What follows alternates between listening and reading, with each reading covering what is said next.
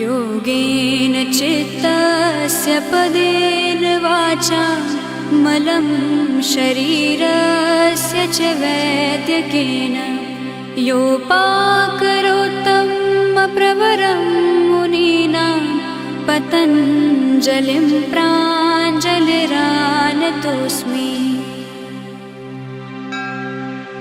योगेन चित्तस्य पदेन वाचा मलं शरीरस्य च वैद्यकेन योपाकरोत्तमप्रवरं मुनीनां पतञ्जलिं प्राञ्जलिरानतोऽस्मि।